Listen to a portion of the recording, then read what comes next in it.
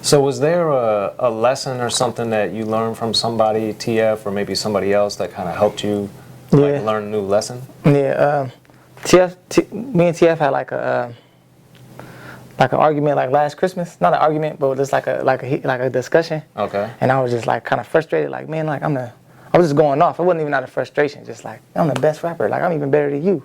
And he was like sure, that went over well. He like, kid, like, it ain't about like you being better than me. It's about you competing with yourself. Okay. And like, you know, understanding like you're not in no race and no competition with nobody. You gotta do this shit for you. You gotta be complete for you. You gotta work on your game for yourself. You know, and Krondon taught me too, like, I always gotta don't understand things, overstand things, you know. Make sure that I overstand everything, you know. So well, shout out to Krondon. Yeah. Somebody I've known and respected for a long time, so it's good that, you know, you getting some counsel from both him and from TF. Yeah. And you know, with the new project, The Score, that's one of the things that Live and Learn, you know, kicks off the project, and that's, you know, one of my favorites. But I think Flu Game's probably my favorite. I like Flu Game too. It's turn. We'll get to both of those. But the thing is that you do have the benefit of learning from artists that have been around and different dudes. So how was like Krondon's personality or counsel a little different from what TF does? Because I know they're very different individuals. Krondon got like a more like tell you, figure it out type of thing. I tell you like little subtle ways. TF like more in your face, tell me like this is an example. Like look at this, look at this, look at this, and look what you doing. And it's just like, damn, all right. And then Krondon is more like old school, like, you know, real like, all right, man, do it like that. You see it, then you come back. And that shit didn't work, huh? Or it's not like that. So it's just like, you know, it's just like different styles and personalities, like you said, you know. Like TF is more like up front with it, like put it in, like show me, like firsthand, like sit me in front of the situation, like look at this. Okay. Krondon's more like tell me, then figure it out, and then I'll be like, oh yeah, this, and this, and this. You know, which is both kind of the same, but like different ways, you know. Gotcha. Yeah. And then with The Score, how and why did you come up with that title? Well, The Score, I like movies a lot. I watch a lot of movies. Okay. So usually the music to the movie is called The Score. Yeah. So it's just like, I feel like that's kind of like a soundtrack, mini soundtrack to my life or the things that's going around. So I just kind of want to make it cinematic, even like with the cover. Right. Like the cover is like me in front of like a movie theater. Like if I went to go see my own movie. Well. Yeah, so I just try to tie everything all together. Okay, yeah. I just wasn't sure. Yeah, so and then like, you know, it's like a double play on words too, like, cause undrafted, so it's like The Score, like, I'm getting even with life type of thing. I'm getting even with everybody that kind of doubted me. So I got a big chip on my shoulder, you know. Okay, and then Live and Learn kicks off the project, and that one, and this one isn't nearly as long, it's much shorter, but with that song, that was what we've been talking about, kind of this evolution of you as a person and applying these lessons throughout life. And, you know, a lot of people, they may want to put that type of song later, but you put it first, like on a project once you get into it or something. So what made that the right track to lead off with? I just feel like it's like one of the, like, I feel like it's like, I don't know, I just feel like it was just strong, like the beat. The beat was strong, the content was strong, the lyric was strong, so it's just like an instant attention grabber. Okay. And just like you, like say, like people might think a song like that might come later. So I just felt like if I just put them first, put this in their face first. If this is the first song you hear when you press play, like you get to hear like the growth and my evolution, and it make you want to listen more. Like, all right, well, let me see what else he's talking about. Right. Yeah. And then Flu Season is a little bit different from that. Flu Game different. Excuse me, Flu Game. So with that. You know, since that is a very different type of song, why did you have them back to back like that? Well, I don't know, just to show like cause it's like, all right, so live and learn is like you live and learn, bridges burn, you gotta wait your turn. Like it's like you said, it just shows like the evolution.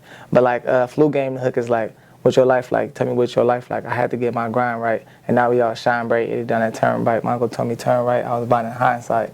Like, you know, it's just like you live and learn, but this was the lessons I had to go through. Like, I was driving reckless, like 80 down the turnpike. Like, if you go 80 down the turnpike, you might flip the whole car over. Right. So it's just like, if you don't live, you don't learn, you might end up making these mistakes, and you might be out here reckless, and, you know, end up making a mistake that you can't take back. So that's why I try to do that back to back, like, you know.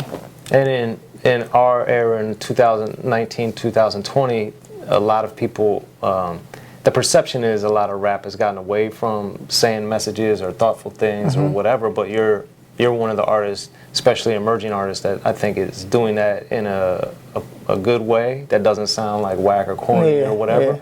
So as a writer and as somebody listening to music and deciding what beats to pick and all that type of stuff, how do you navigate trying to have insightful, intellectual, positive messages, but then not come off like, oh man, this dude is whack?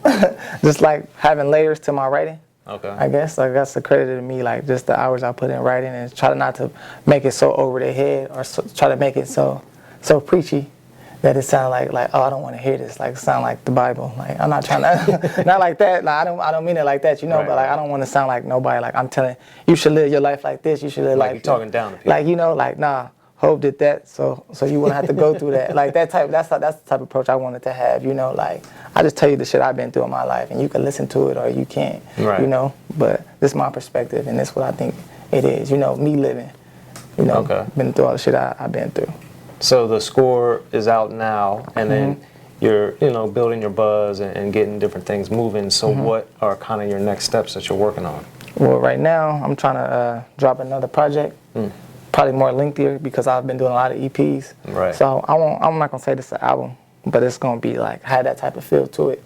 So it'll probably do us like 15, 13 songs. Okay. You know, so that's my next thing I'm working on right now. Something crazier than the score and A Hard Time Shaped Me, but still have that type of balance in there. You know, so working hard on it right now. I've been having a few studio sessions. You should pull up to one, man. Hey man. Give you a quick little listen to some of the songs that I'm working on. I'll be there. For sure. But yeah, that's what I'm doing next. Cool. Yeah. Well, there it is, y'all. That's Bale. I'm Soren Baker. Unique Access. Thank y'all for tuning in, man. And be sure to support and listen to the score. He's got a lot more in store, so pay attention. Thank you. Appreciate you, Soren. Appreciate you. All right, y'all. Unique Access.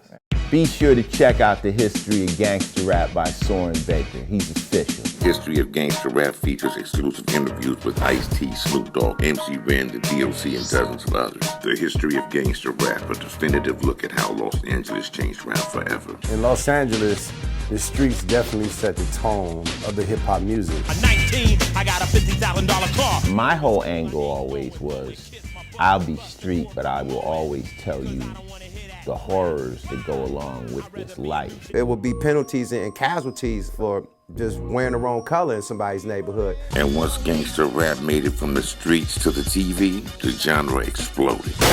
With Sound 5 on Your MTV Raps with NWA. Yo MTV, it just catapulted us from being local heroes to national gangbang rappers. The History of Gangster Rap discusses it all from 1980 up till today. It's always gonna be shit happening in the streets. You know what I mean? So it's always gonna be something to talk about. The History of Gangster Rap in stores now.